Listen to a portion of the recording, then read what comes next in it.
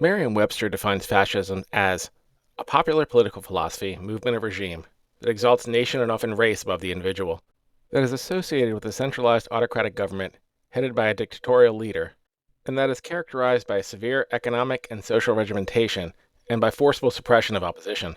Some of these factors, such as populism and nationalism, arguably require the rise of democratic nation-states, and you can't place race above the individual before you create the idea of race, as we've discussed in other videos. Other parts of the definition, for example, a centralized autocratic government headed by a dictatorial leader, and severe economic and social regimentation by forcible suppression of opposition, have been part of government since the earliest societies formed. But even these very old ideas manifest differently in a global industrializing society. Few openly argue they want to elect dictators who will end democratic processes, and yet fascists still rise to power through ostensibly democratic processes because they're able to convince a significant number of voters to support them, and then use this support to gain enough power to never have real elections again.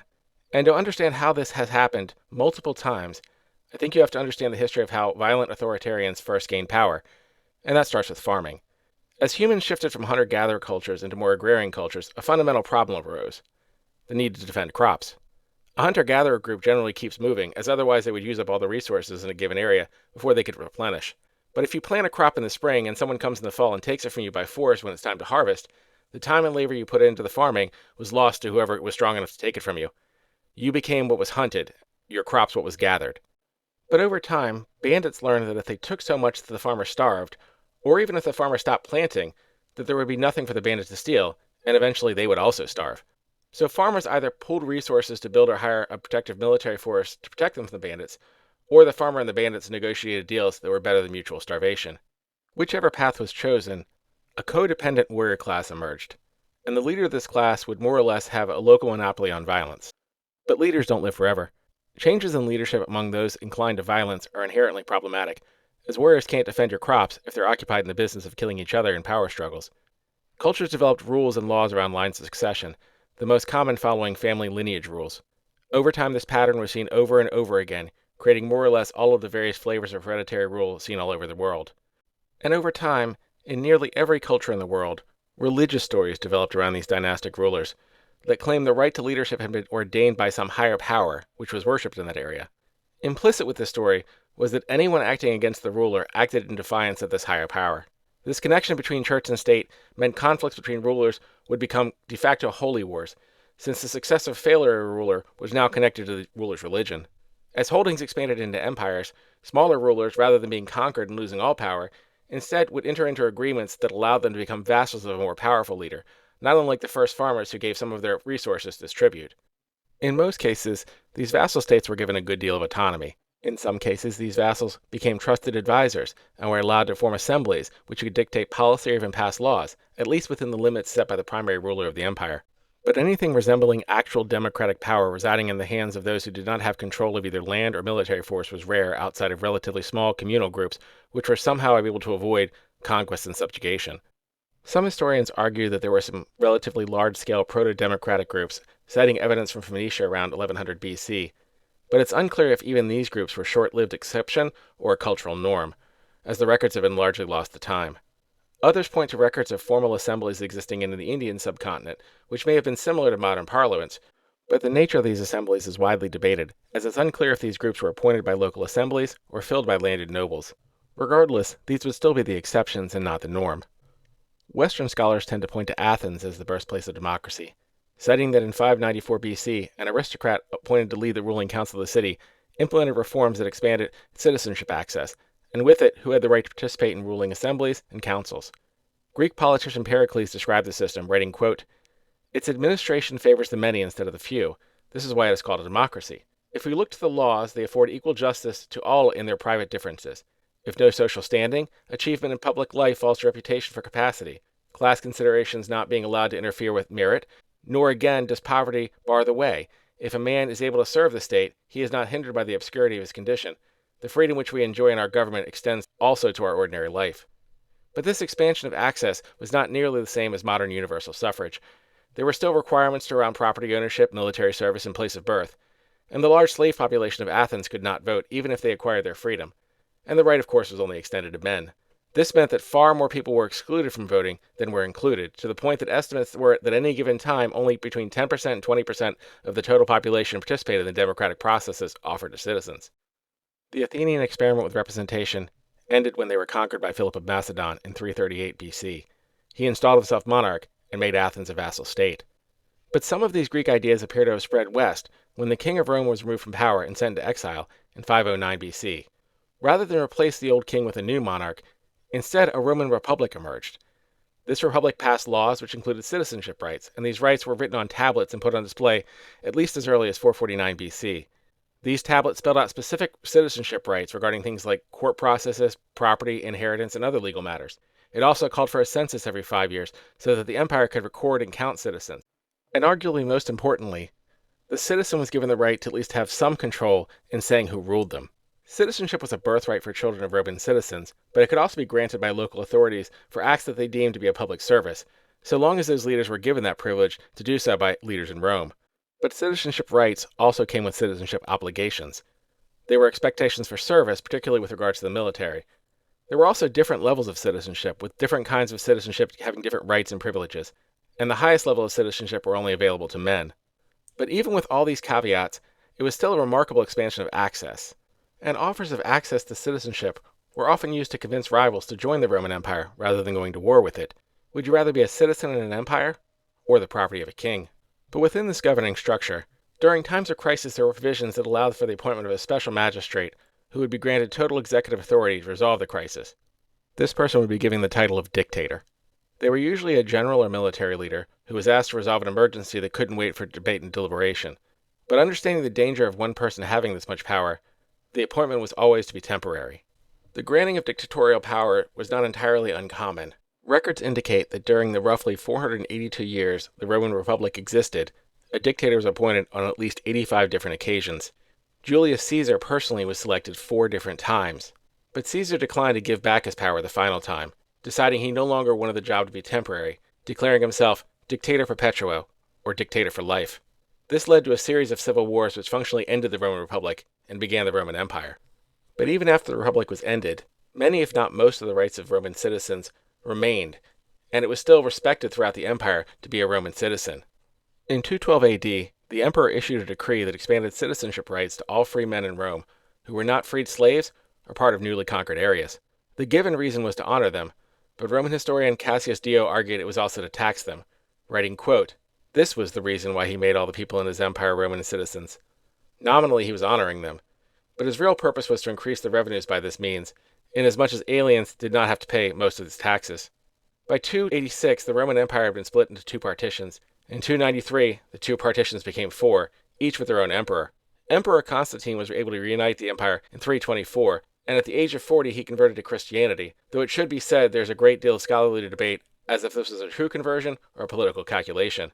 A Roman historian wrote that Constantine had a vision just before a pivotal battle, writing, quote, "At the time of the midday sun, when the day was just turning, he said he saw with his own eyes up in the sky, resting over the sun, a cross-shaped trophy formed from light, and a text attached to it which said, 'By this conquer.' Amazement at the spectacle seized both him and the whole company of soldiers, which was then accompanying him on a campaign he was conducting somewhere, and witnessed the miracle." But Constantine had also claimed that he experienced the divine vision of the Roman deities Apollo and Victory, granting him laurel wreaths of health and a long reign 2 years prior, in 310, just before another battle. Regardless of the sincerity of his faith, what isn't in dispute is that Constantine changed the state religion to Christianity, and replaced much of the religious iconography of his predecessors with Christian symbols. In a basilica built by the Roman emperor he defeated, he erected a stone statue of himself holding a Christian battle standard, in its hand with the inscription that translates to, "By this sign, Constantine had freed Rome from the yoke of the tyrant." Though once again unified, the center of the empire shifted when Constantine moved the capital of the empire from Rome to Constantinople. And Constantine's reunification didn't last. By 395, the empire was divided once again, and eventually the partition from which the Roman Empire began, which included Rome itself, was captured by Germanic forces around 476. Some have argued the change from Roman polytheism to Christianity was a significant contributing factor in the decline of the Roman Empire, although the fact that Constantine had to reunify the empire shows divisions were already there before the changes of faith occurred. Most agree the reduced flexibility of Christianity did create some challenges for groups of different faiths to remain in the empire. Religious discrimination wasn't new to Rome. Certainly Christians had been exposed to it many times. But Roman polytheism was somewhat more flexible than Christianity, as under Christian beliefs, there's only one God permitted, and Christians famously defaced statues of what they believed to be false gods and demanded conversions and baptism. Regardless of the causes of the fall of Rome, the end of Rome meant the end of Roman citizenship. But the late spread of Christianity, and specifically the rise and influence of what would become the Roman Catholic Church, served as a cornerstone for the argument of divine right to rule by the landed nobility of Western Europe. The Catholic Church specifically became a unifying force against the newly emerging threat of the Islamic Caliphate, which arrived on the Iberian Peninsula. Pope Leo II crowned Charlemagne the first Holy Roman Emperor on Christmas Day 800 AD, making him the first Holy Roman Emperor, a title that remained in existence for the next 1,000 years in one form or another. Charlemagne appeared to take his role in the Church quite seriously, demanding conversion of those he conquered, including forced baptism of Saxons and executions of those who refused conversion, earning him the nickname Butcher of the Saxons. The fall of Rome also meant the destruction of much of Roman history and literature. Catholic monasteries became a place where many of these documents were preserved, and the Catholic Church continued to teach in Latin, as it was the only language that had been taught throughout the empire that people with local languages could still understand. In addition, many of the oldest versions of the Bible were written in ancient Greek, leading scholars to study that language as well. This meant that most European scholars, regardless of their native language, would likely also learn Latin and possibly ancient Greek. And before the printing press, there were a very limited number of books, so those written in shared languages create a kind of shared cultural catalog for Western European scholars around Greek and Roman writings and letters. And so, while the city of Rome fell long before Constantinople, the influence of Latin and the writing kept and produced by the Catholic Church deeply influenced Western Europe long after Constantinople fell in 1453. As kingdoms grew in size, the need for decentralized administration also grew. With it, other variations of parliamentary systems re-emerged. These assemblies were able to help rulers create laws and policies to govern, and allow them to acquire additional tax revenue from vassals without revolts, as the vassals were involved in the decision-making process. But the ruler generally retained ultimate authority, usually citing their power again came from divine right, which was passed down along family bloodlines. And the vassalized rulers who usually made up the parliaments were also generally landed elite or tribal leaders who themselves cited divine rights to their land and property by bloodlines. Through this arrangement, in some places, nobles began to gain enough power that they had some real leverage over the rulers. One of the most well-known examples of this in Western culture is the signing of the Magna Carta in 1215, where the English king conceded rights to appeal on his authority, including the right to appeal imprisonment through an impartial court known as habeas corpus. By 1505, the nobility in the Kingdom of Poland had gained so much power that the king largely had to defer to Parliament in matters of governance. In 1573, the kingdoms of Poland and Lithuania merged to create the Polish-Lithuanian Commonwealth, and the approximately 40,000 people who could claim connection to nobility was a number equal to about 10% of the total population, and they elected a king commonwealth. The new king's power was severely limited, making him almost a figurehead, as most of the power was given to the parliament. The chancellor appointed by the parliament described this relationship in Latin with a phrase that translated to, "The king reigns and does not govern." European empires continued to expand, even becoming transatlantic. Within these empires, there were increasing religious conflicts, as the Protestant Reformation was leading to wars with Catholic powers. This Reformation also caused many to question core religious beliefs, including around divine rule. In 1521, the Pope named Henry VIII Defender of the Faith for writing a book attacking Protestants. 15 years later, Henry banned the Catholic Church for refusing to annul his marriage, which he believed was cursed because he had not been able to have a male heir with his wife, Catherine of Aragon. Henry then created the Church of England, which granted him the right to divorce he sought, allowing him, after a series of marriages, to have a male heir. After Henry's death, his son did take the throne, but only for a few years, dying at the age of 15. He was replaced by Henry's daughter, from his original marriage, the still Catholic Mary Tudor, in 1553. Mary attempted to restore the Catholic Church as the state religion, but she died after only 5 years on the throne, with no heir. The next in line to the throne was Henry's daughter Elizabeth. Elizabeth was the only child born from Henry's brief marriage to Anne Boleyn, who he had murdered for treason when Elizabeth was just 2 years old. But Elizabeth was a Protestant, and so when she became queen in 1558, she restored the Church of England that her father had created.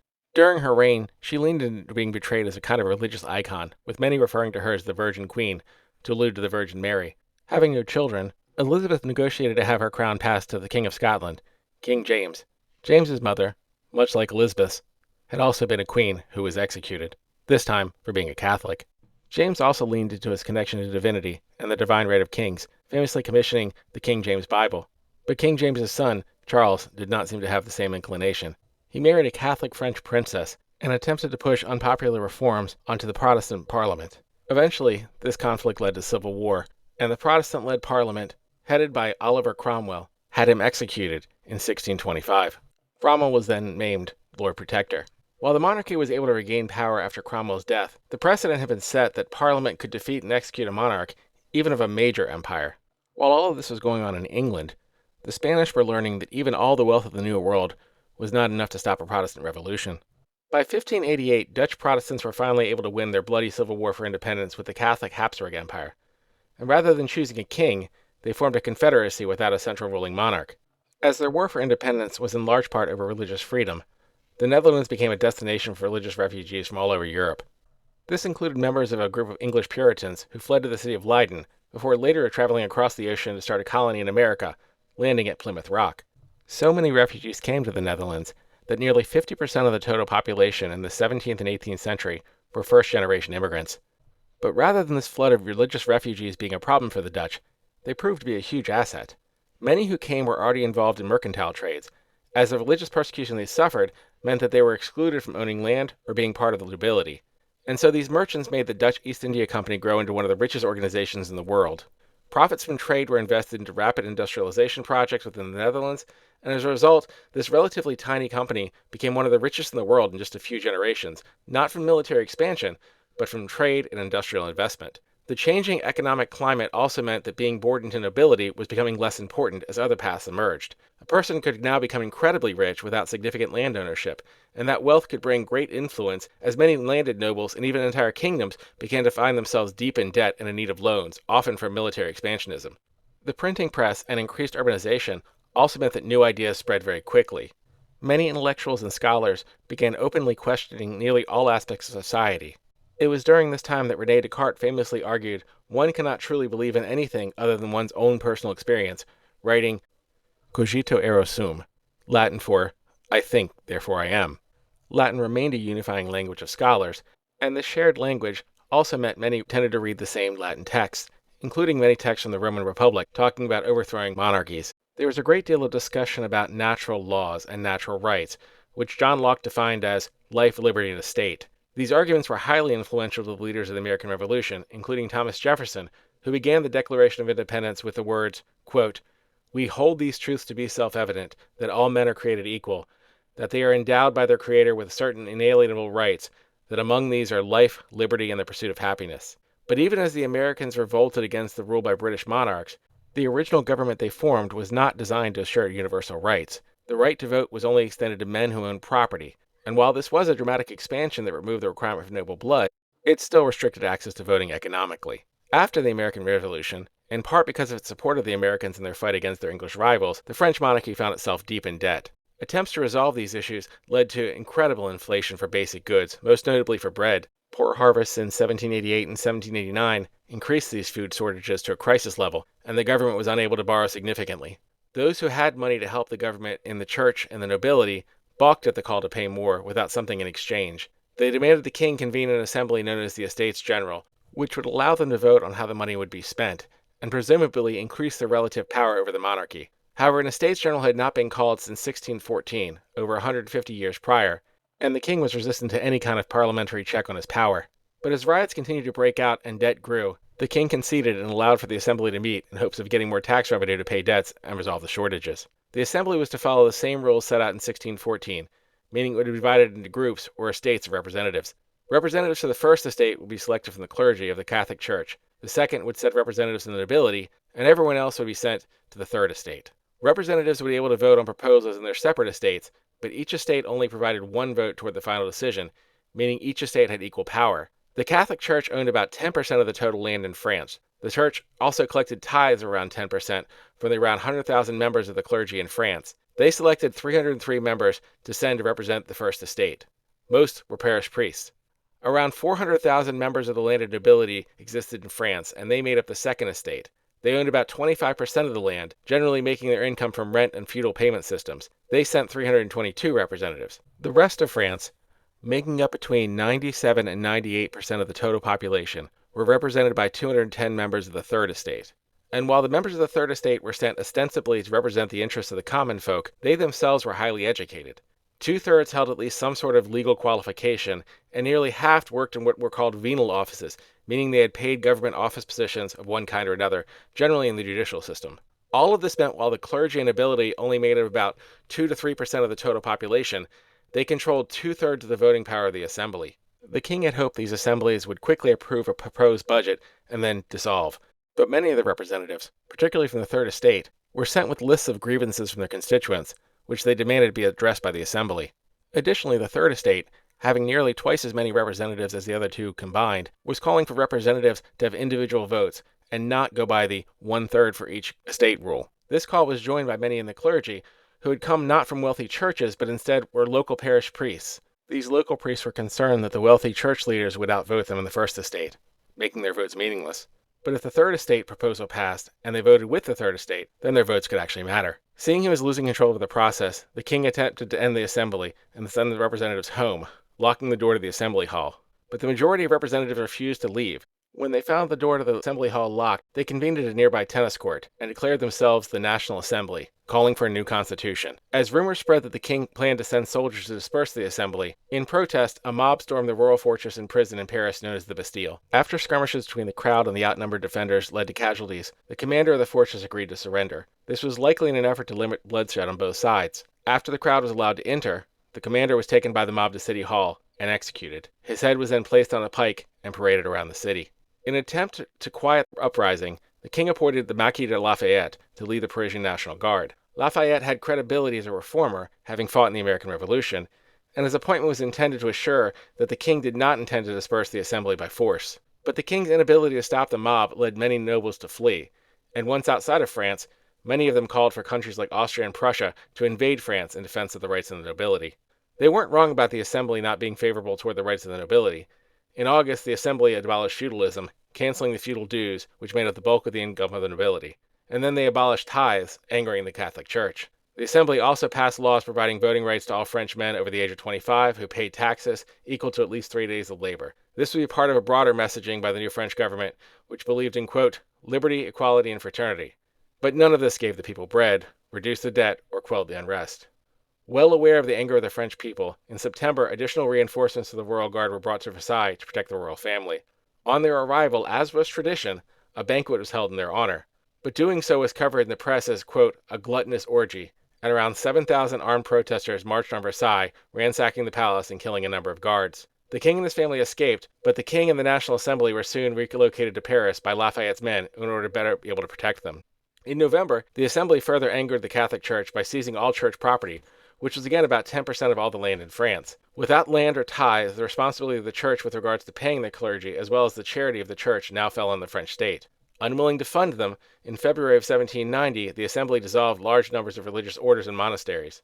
And in November of 1790, members of the clergy were ordered to make a loyalty pledge to the new French state. Many, if not most, refused, which drove large numbers into the same exile as the nobility.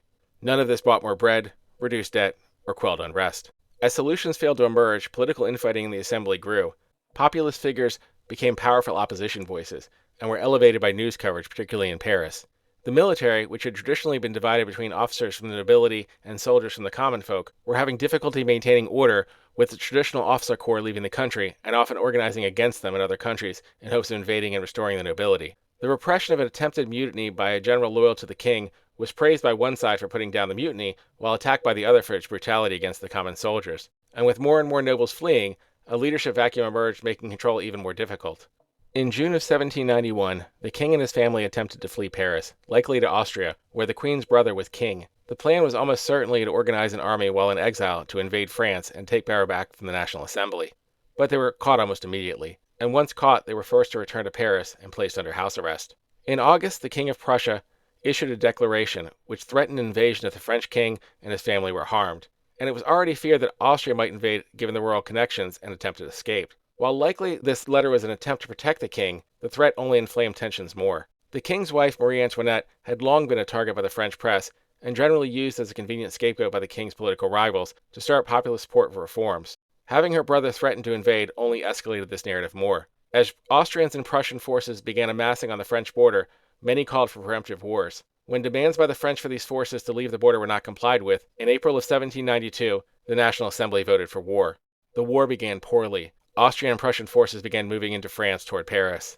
A letter from the Duke of Brunswick, who led one of the armies against France, reached Paris on August 1, 1792. It stated the goal of the invasion was, quote, to put an end to the anarchy in the interior of France, to check the attacks upon the throne and the altar, to reestablish the legal power, to restore the king, the security, and the liberty of which he is now deprived, and to place him in a position to exercise once more the legitimate authority which belongs to him. It went on to say that if the National Assembly did not surrender, that, quote, they will wreak an exemplary and forever memorable vengeance by giving up the city of Paris to a military execution and total destruction, and the rebels guilty of assassinations to the execution that they have merited.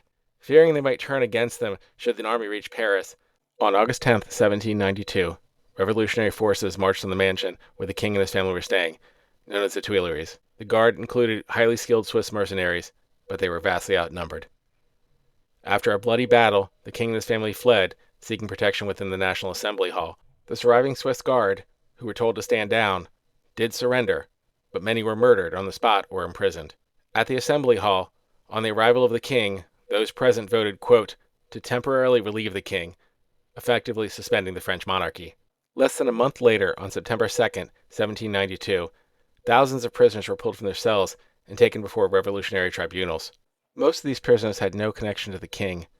They were held for petty crimes such as prostitution or forgery, or were priests who declined loyalty pledges. But regardless of the crime, the sentence for guilt was almost always the same: execution. While this was not officially sanctioned by the National Assembly, the actions were openly encouraged by some of its members. Georges Danton gave a speech stating, quote, we ask that anyone refusing to give personal service or to furnish arms shall be punished by death. Jean-Paul Marat gave an even more explicit instruction, saying, good citizens go to the abbey to seize priests, especially the officers of the Swiss Guard and their accomplices, and run a sword through them. A British diplomat who observed what was happening at one of the first groups saw that 18 men were executed, quote, with circumstances of barbarity too shocking to describe.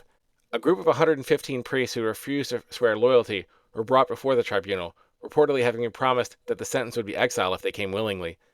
But when they arrived, unless they promised to, quote, swear to be faithful to the nation and to maintain liberty and equality or die defending it, they were reportedly taken to a nearby courtyard and killed by men armed with axes, spikes, swords, and pistols. All told, records show that around 2,800 prisoners were pulled from various cells on various charges, and of those, between 1,176 and 1,614 were killed by the informal citizen, most after only a brief interrogation to assess their loyalty to the revolution.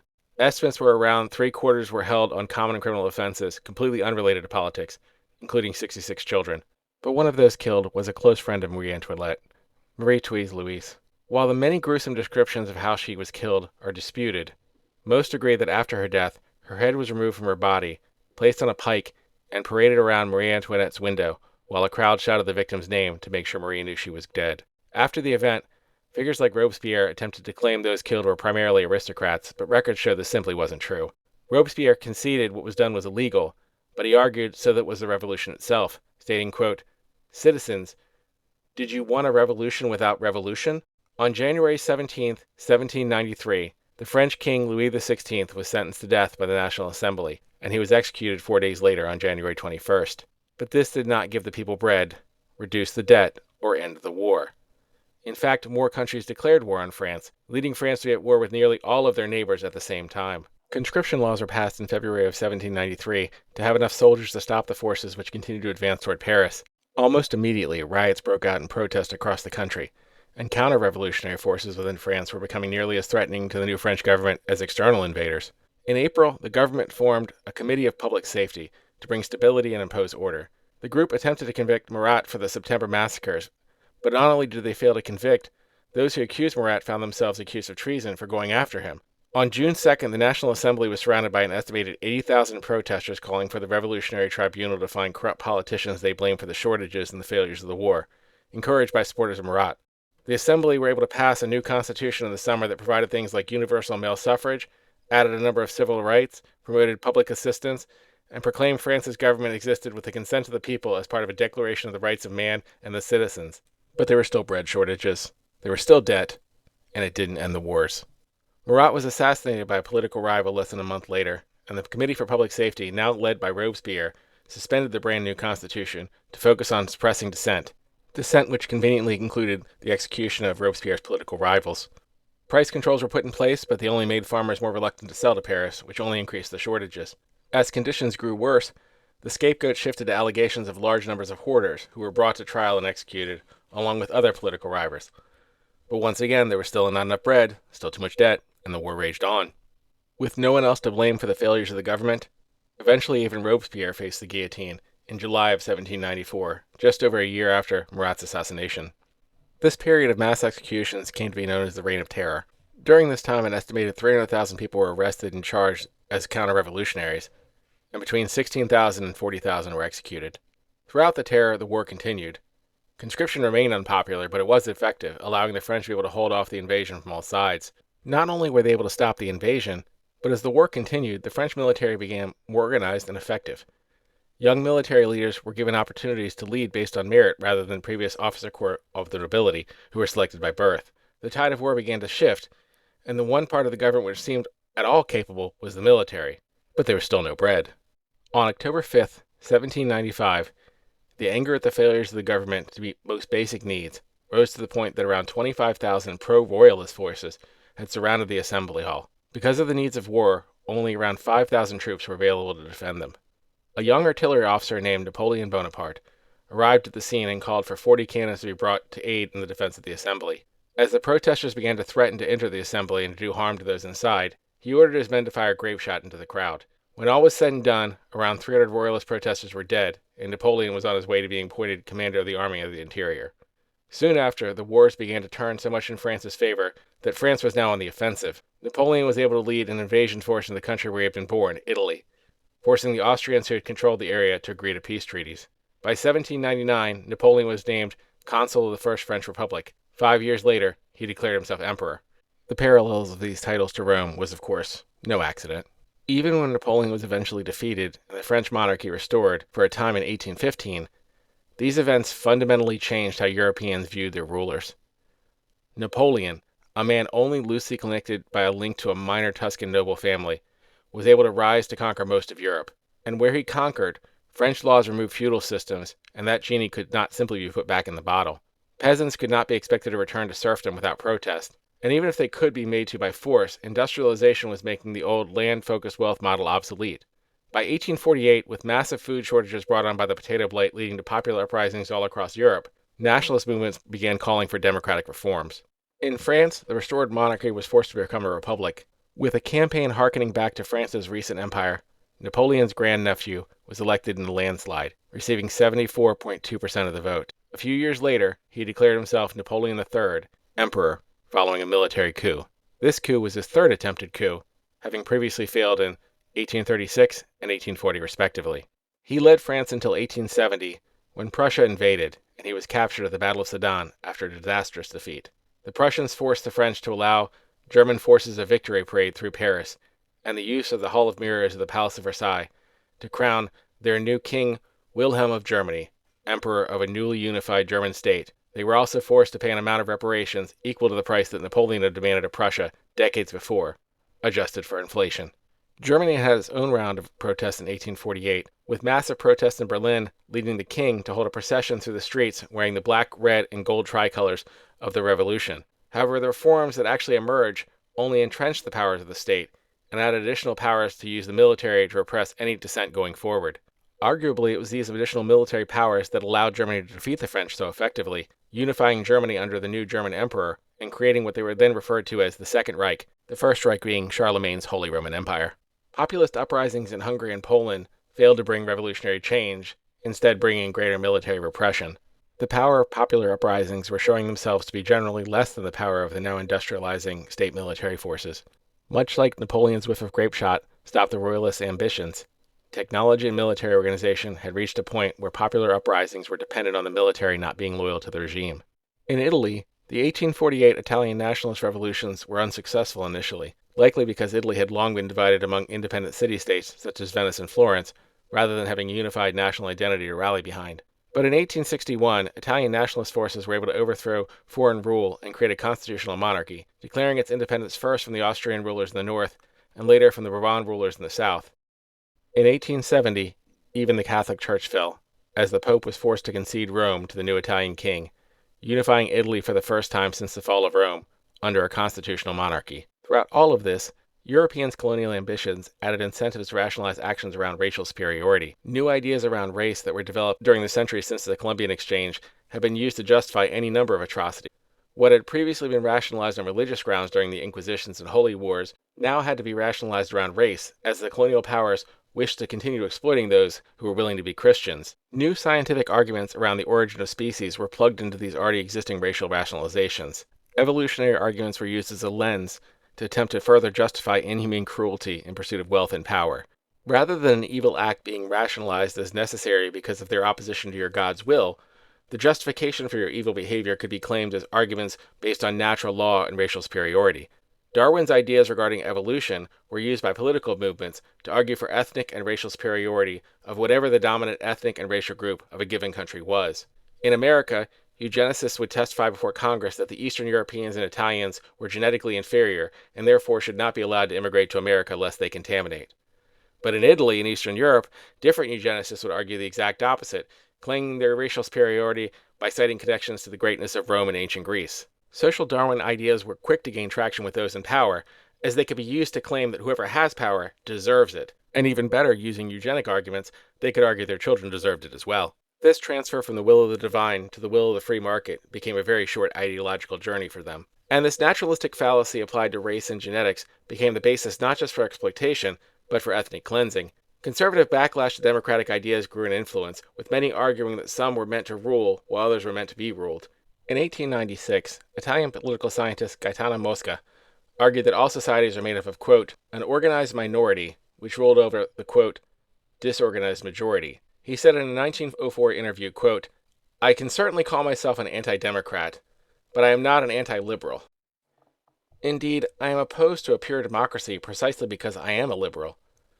I believe that the ruling class ought not to be monolithic and homogeneous, but ought to consist of elements which are diverse in regard to origin and interests. When, instead, political power originates from a single source, even if this be elections with universal suffrage, I regard it as dangerous and liable to become oppressive. Democratic Jacobinism is an illiberal doctrine precisely because it subordinates everything to a single force, that of the so-called majority, on which it does not set any limits. The argument that some were meant to lead and others to follow led to a growing veneration of monarchy and a condemnation of democratic processes, which would lead to giving power to rule to those who should be ruled. In France, disillusioned socialist Georges Sorel wrote arguments for the need to create a kind of political religion that rejected democracy, writing, quote, nothing is more aristocratic than democracy. Over time, he and many other former leftists began embracing some aspects of far-right ideologies which argued virtue in political violence and centralized power and control in a so-called vanguard of the exceptional who were best suited to rule. Sorel's shift was praised by French right-wing figures like Charles Maurras, who said, quote, a socialism liberated from the democratic and cosmopolitan elements fits nationalism well, as a well-made glove fits a beautiful hand.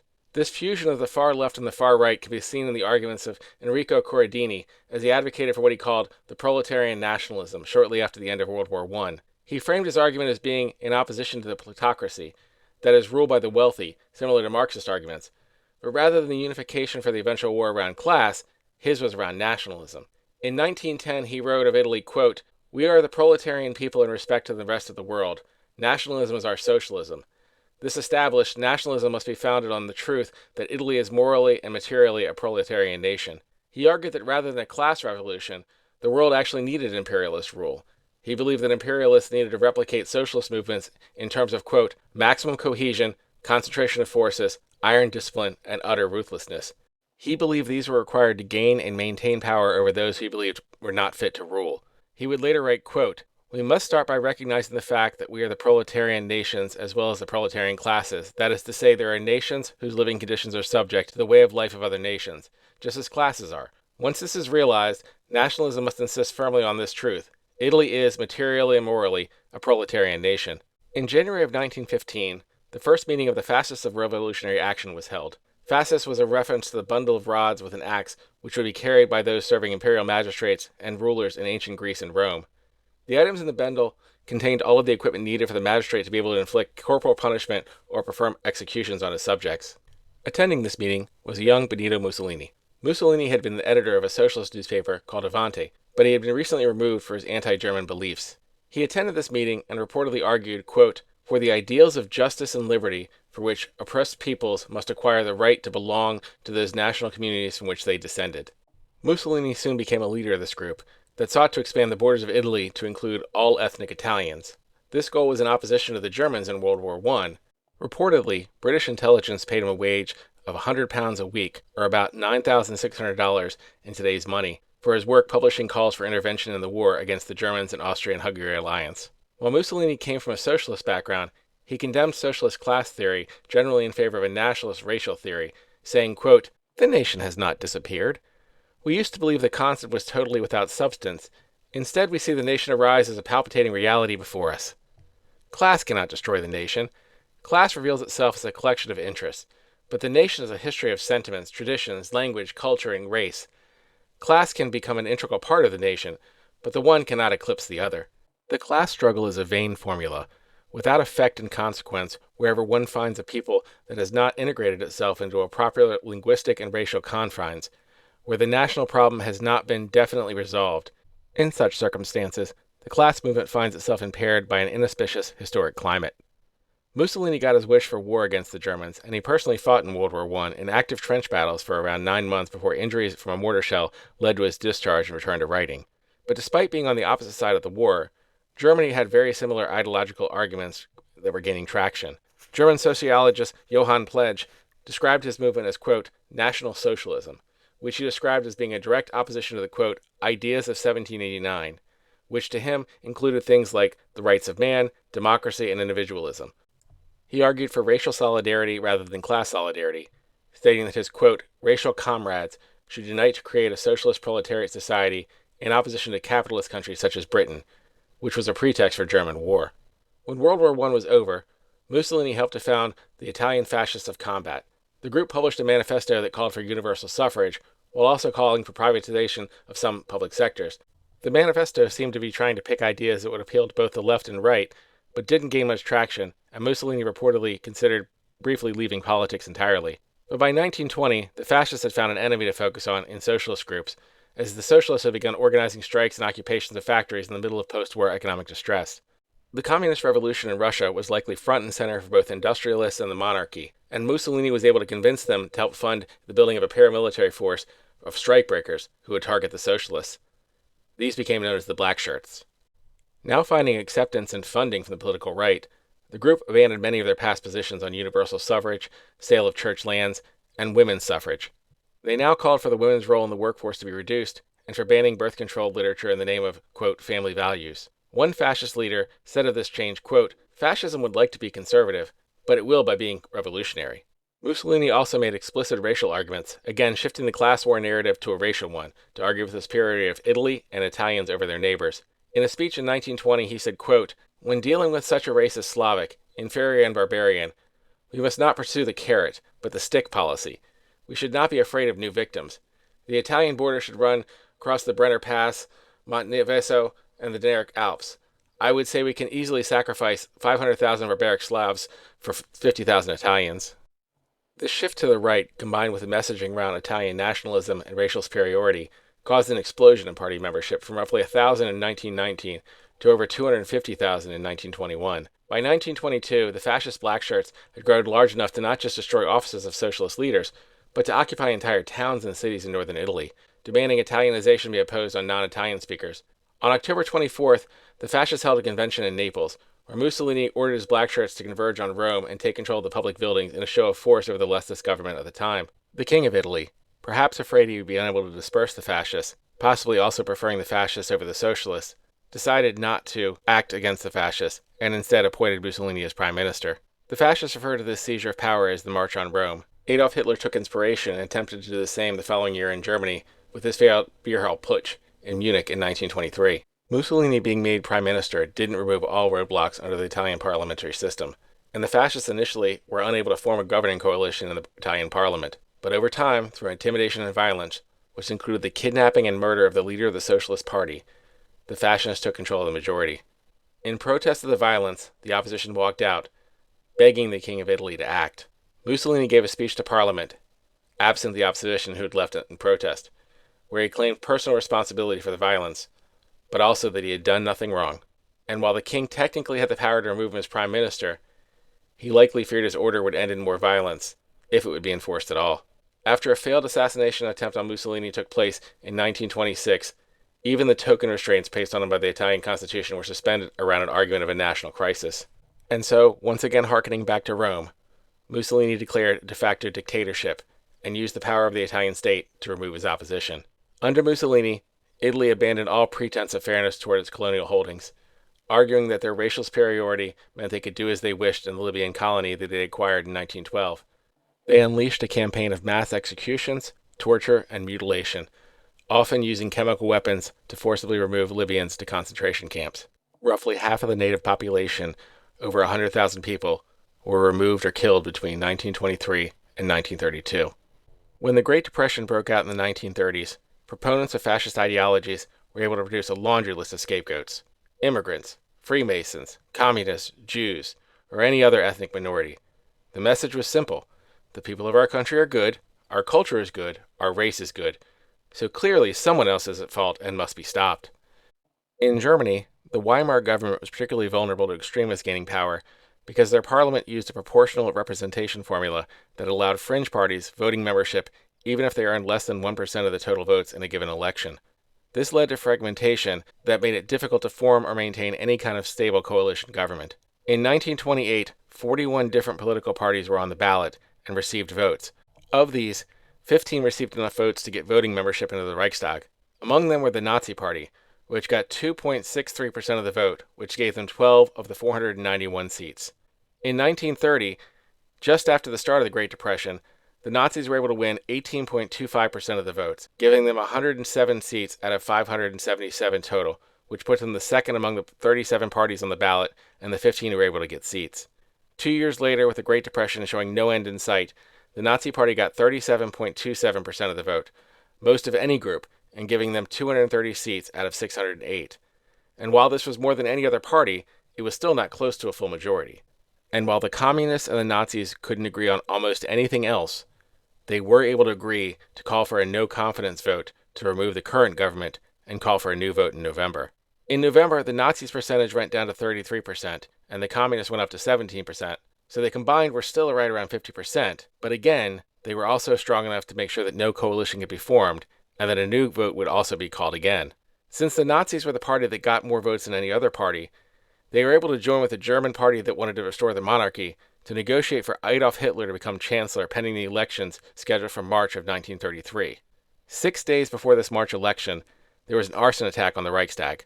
Hitler and the Nazis used this arson as a pretext to declare martial law, blaming the communists and using state power to violently target political opposition ahead of the election. Even with this violence, Nazis were still only able to get 43% of the vote, well short of majority, but more than double the next closest party, and this was enough for them to functionally bring an end to the Weimar Republic. The Nazis went on to ban all opposition parties so that when elections were held in November, the Nazis claimed 95.3% of the vote. Mussolini and Hitler, once on opposite sides of World War I, had become allies. In 1932, Mussolini published the Doctrine of Fascism, likely with the help of Italian philosopher Giovanni Gentile. In it they wrote, quote, "Granted that the 19th century was the century of socialism, liberalism, democracy, this does not mean the 20th century must also be the century of socialism, liberalism, democracy. Political doctrines pass, nations remain. We are free to believe that this is the century of authority, a century tending to the right, a fascist century. If the 19th century were the century of the individual, liberalism implies individualism, we are free to believe that this is the collective century, and therefore the century of the state. The fascist conception of the state is all-embracing. Outside of it, no human or spiritual values can exist, much less have value.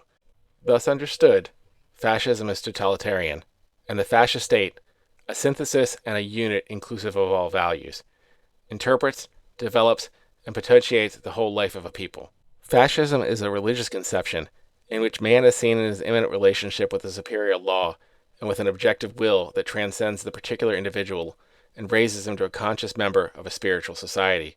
Whoever is seen in the religious politics of the fascist regime nothing but mere opportunism has not understood that fascism, besides being a system of government, is also, above all things, a system of thought. Fascist political parties emerged in many countries all around the world. In the United States, in February of 1939, the German-American Bund held a rally at Madison Square Garden, which was attended by over 20,000 people. After the Star-Spangled Banner was played, the first speaker of the night said to the audience, quote, "If George Washington were alive today, he would be friends with Adolf Hitler." In Spain, both Italy and Germany helped fund a coup which led to the Spanish Civil War that brought leader Francisco Franco to power. Between 1936 and 1939, estimates are between 58,000 and 200,000 people were killed by Franco's nationalist forces in an event that came to be known as the Terra Blanco, or White Terror. These killings were reportedly in response to similar killings by socialist-led Republican forces, with those killings be called the Red Terror. Estimates for those killed in the Red Terror are between 38,000 and 70,000. Many of those killed in the Red Terror were members of the Catholic clergy, which tended to support Franco. How these deaths took place is described differently in each area. In the Franco-supporting nationalist sections, it was reportedly organized and endorsed by the government authorities, while in the red or Republican areas, it was more often done without the approval of the local authorities. A witness to both the White and the Red Terror wrote, quote, "I had the opportunity of being a witness to the repression in both sides. In the nationalist side, it was planned, methodical, cold. As they did not trust the local people, the authorities imposed their will by means of terror, committing atrocities in order to achieve their aim. Atrocities also took place in the Popular Front zone. It was something which both areas had in common, but the main difference was that in the Republican zones, the crimes were carried out by the local populace in the moments of passion and not by the authorities. The latter always tried to stop them. The assistance that I received from the Spanish Republican authorities in order to flee to safety is only one of the many examples, but this was not the case in the nationalist zone." A spokesman for Franco's forces said, quote, "You know what's wrong with Spain? Modern plumbing.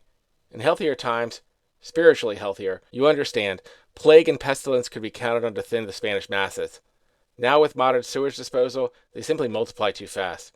The masses are no better than animals, you understand, and you can't expect them to not become infested with the virus of Bolshevism. After all, rats and lice carry the plague." After winning the war in 1939, the chief prosecutor of Franco's army wrote, quote, "The native lands must be disinfected beforehand. And here is the work, weight and glory, entrusted by chance of destiny to military justice." In September of 1939, Germany invaded Poland, and in June of 1940, Italy joined the war as an ally of Germany against the French and the British. By 1943, Italy was captured by the Allies, and the King of Italy finally removed from power Mussolini. He was able to escape, but on April 28, 1945, he was recaptured and executed by Italian communist forces. 2 days later, on April 30th, Hitler committed suicide. An estimated 75 million people died during World War II. General Franco of Spain, despite accepting the help of Germany and Italy to get into power, kept Spain out of World War II. It was clear his regime preferred the Axis, with one of his spokesmen describing the World War II as, quote, "Bolshevism versus Europe." In 1940, he reportedly made an offer to Hitler to join in exchange for food and fuel, and the British holding of Gibraltar, as well as other parts of North Africa, but Hitler declined, and Spain stayed largely on the sidelines. Franco denied his regime was fascist, holding a referendum in 1947, which he declared Spain was still a monarchy, but he was regent for life. He reported over 95% of the vote in favor of his proposal. In addition to those killed during the White Terror and the war, in the years that followed, at least 35,000 and as many as 200,000 additional political opponents were either killed directly or died in prison, some from starvation. He remained in power until his death in 1975. History is awkward.